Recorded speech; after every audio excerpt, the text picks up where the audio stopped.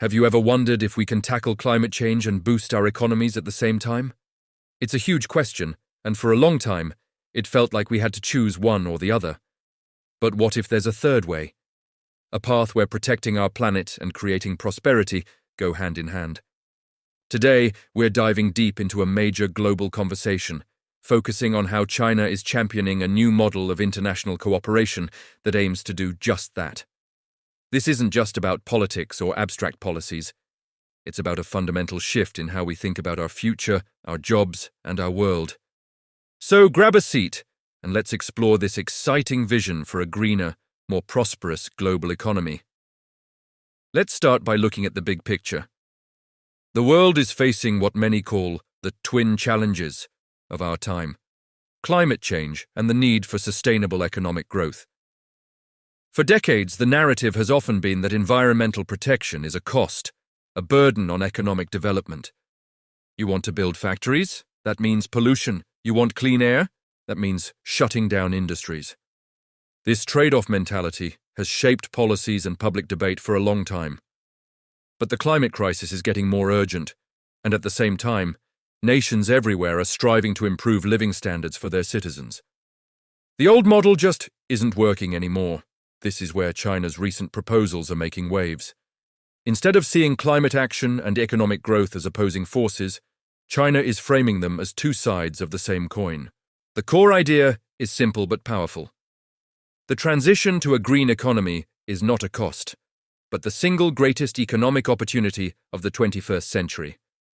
Think about it. The massive investment required in renewable energy, electric vehicles, smart grids, and energy-efficient buildings creates millions of new jobs.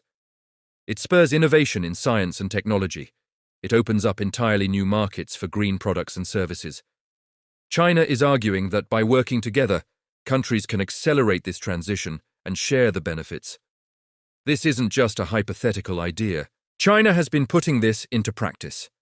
For years, it has been the world's largest investor in renewable energy. This massive domestic investment has driven down the global cost of solar panels and wind turbines, making green energy more affordable for everyone, from developing nations in Africa to households in Europe. This is a perfect example of how one country's focused effort can create a positive ripple effect across the globe. The logic is that if we can scale this up through international cooperation, the impact could be transformative. So, what does this cooperation actually look like? It's not just about signing treaties, it's about practical, tangible collaboration. One key area is the sharing of green technologies. A breakthrough in battery storage technology in one country could be shared to help other nations stabilize their power grids. An innovation in sustainable agriculture could be adapted to help farmers in different climates improve their yields while reducing their carbon footprint. China has been actively promoting these kinds of tech transfers through initiatives like the Belt and Road Initiative, which is increasingly focusing on green and sustainable infrastructure projects. Another huge piece of the puzzle is finance. The green transition requires enormous capital investment. Many developing countries have the natural resources for solar or wind power, but lack the funds to build the necessary infrastructure. China is advocating for a more robust system of global green finance. This includes mobilizing investment from both public and private sources, creating new financial instruments like green bonds, and ensuring that development banks prioritize sustainable projects. The goal is to make sure that no country is left behind simply because it can't afford to go green. By channeling global capital towards green investments, we not only fight climate change but also stimulate economic activity where it's needed most. This collaborative approach also extends to global supply chains. The products we use every day, from our smartphones to our clothes, have a complex journey from raw materials to the finished item. China, being a central hub in many of these supply chains, is proposing to work with partners to make them greener. This means promoting sustainable sourcing of raw materials, increasing energy efficiency in manufacturing, and developing circular economy models where products are designed to be reused and recycled.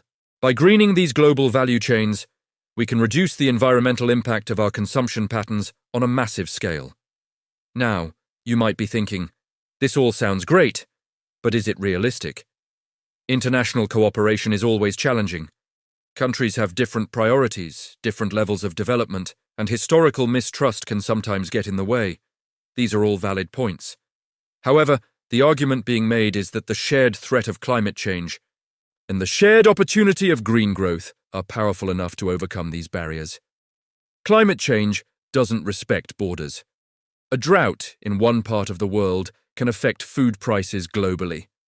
Melting ice caps affect sea levels for every coastal city.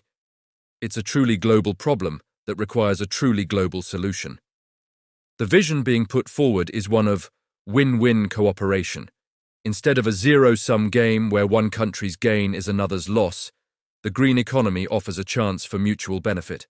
When countries collaborate on renewable energy projects, they both gain energy security and new economic opportunities. When they work together on green standards, it creates a level playing field for businesses and gives consumers more sustainable choices.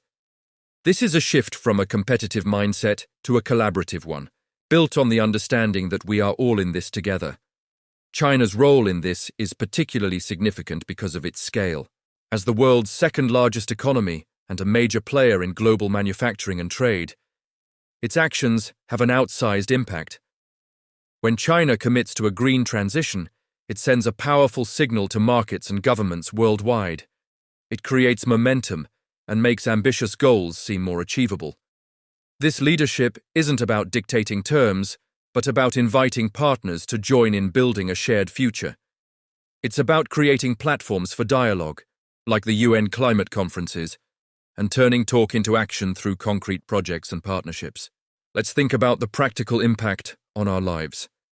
This vision of a green global economy means cleaner air in our cities. It means more stable and affordable energy prices, less vulnerable to geopolitical shocks.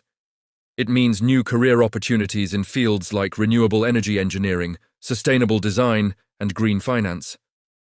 For younger generations, it offers hope for a future where economic well-being doesn't come at the expense of a healthy planet. It is about building a world that is not only more environmentally sustainable, but also more economically resilient and equitable. This journey is just beginning, and there are many challenges ahead. But the conversation has fundamentally shifted. The debate is no longer about if we should pursue green growth, but how we can achieve it together, faster and more effectively. The proposal to intertwine economic cooperation with climate action provides a compelling roadmap. It's a call to look beyond short-term competition and focus on long-term, shared prosperity. It's a vision where innovation, investment, and international partnership combine to tackle our greatest challenges and unlock our greatest opportunities. As we move forward, the key will be to maintain this spirit of collaboration, to build trust, to share knowledge, and to invest in our collective future. The idea that economic health and environmental health are linked is no longer a radical concept. It's becoming the common sense of our time. And through a concerted global effort, we have the chance to build a truly sustainable civilization. Thanks for watching today. What do you think about this approach? Can we really achieve economic growth and solve the climate crisis at the same time? Let me know your thoughts in the comments below. And if you found this video insightful, don't forget to like, share, and subscribe for more deep dives into the biggest ideas shaping our world. See you next time.